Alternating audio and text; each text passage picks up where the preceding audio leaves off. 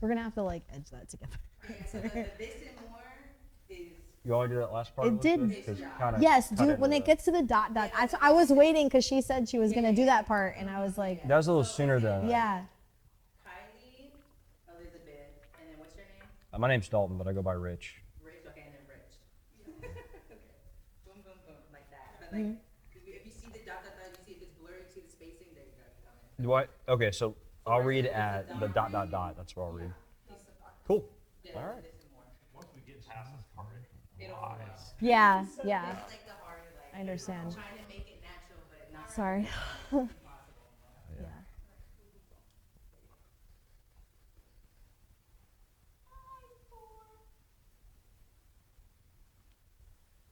We finally have our long-awaited roundtable discussion on the Blue Origin Rapid Unplanned Disassembly. Elizabeth, what else are we going to talk about today? Some breaking news, and also the International Space Station is playing with the crew's lives again. This and more coming up on episode 3.5 of Orbital Edge News. yeah, Yay! we got the hard stuff done. I was feeling that one. Like.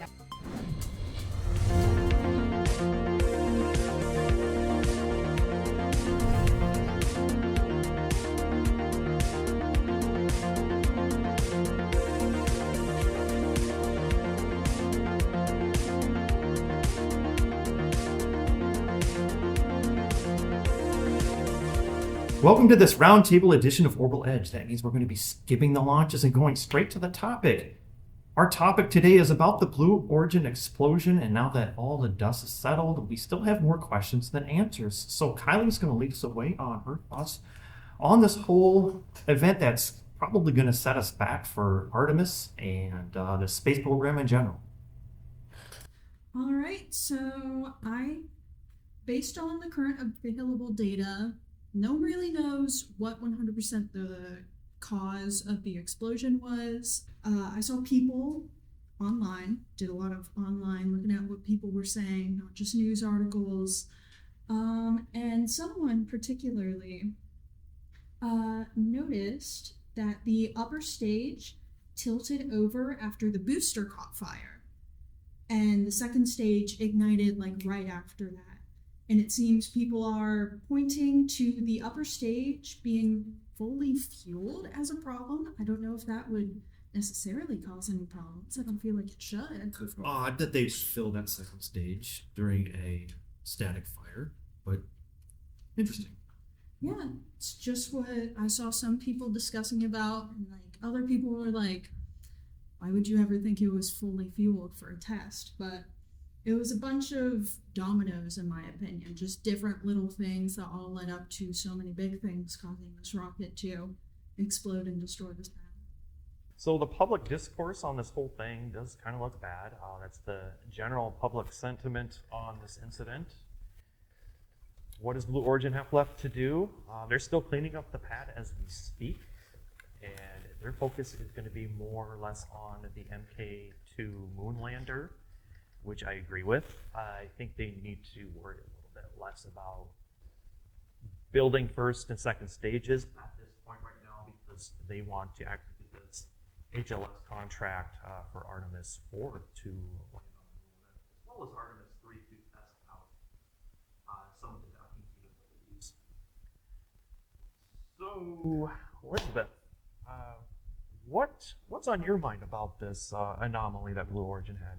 I think it's probably the most terrifying thing that I could have ever, and I just moved here from Massachusetts, so everything that's in Florida and these explosions is, very new to me. So it's a very interesting thing to see, and especially for the people that were living in that area, just walking outside of your house and being like, what the heck was that noise? I think that's the one thing that I went to, and it was kind of like where I was when this happened. It was just in my bed. It was just like happened at like 4 o'clock in the morning or so, I believe. I think it was pretty like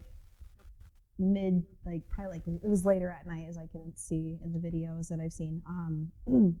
So basically it's just like, wait, did that just really happen? So there came a lot of analyses and videos as well as Florida residents, and some people even caught it on camera. So you're going to find a lot of that on TikTok and social media as well. So basically, a lot of this, like Kylie was saying, was definitely a chain reaction. And there's basically just rockets are basically controlled explosions wrapped in engineering. So when one system fails, it can quickly trigger several others.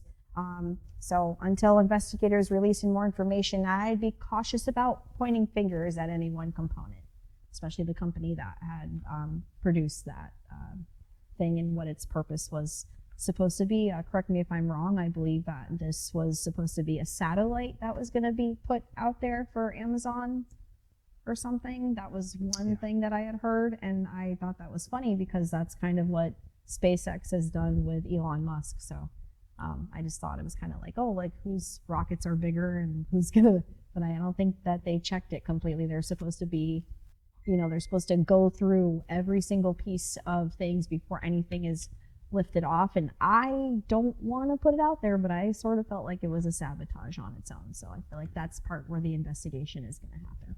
This slow investigation is going right now. For sure. We just don't have a lot of data still.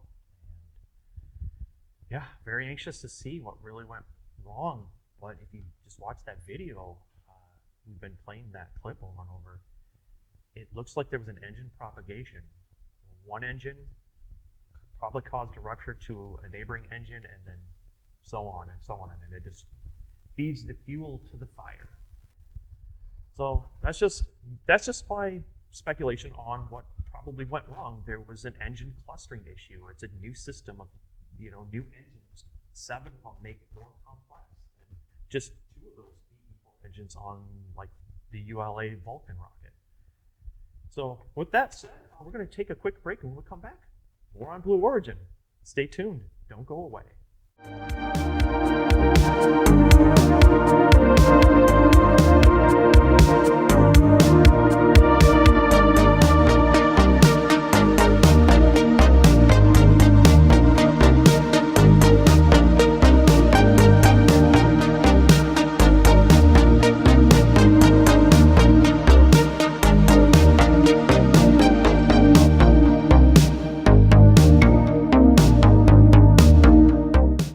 Welcome back. We do have some breaking news we do need to go over.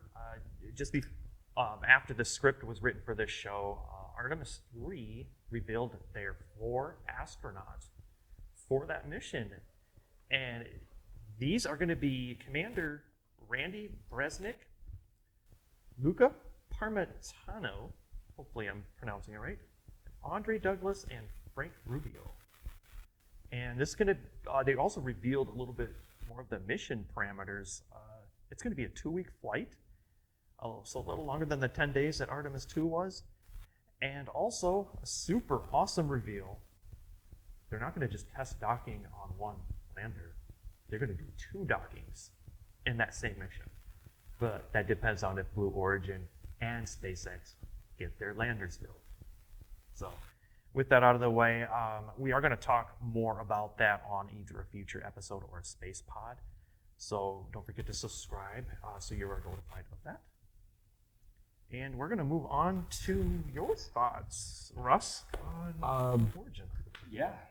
I would say it's kind of crazy they filled that test rocket with the equivalent of a 10th of the first nuclear bomb.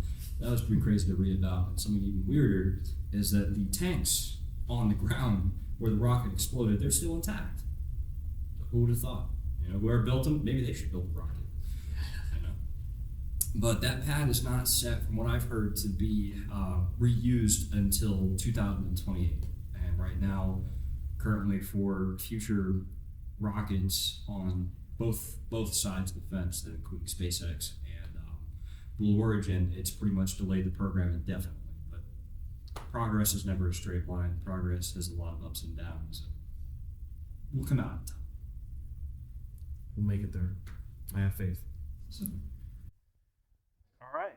Thank you, Russ, for that. We're going to move on to comments. And this is from our very own Skylar. And he asks, along with other mishaps such as the Boeing astronaut situation, Will this put a damper on relations with NASA and private space companies? Will this push NASA to work with more international government agencies instead? Well, awesome question, actually, and that's really kind of dependent on the administration. They change every 4 years.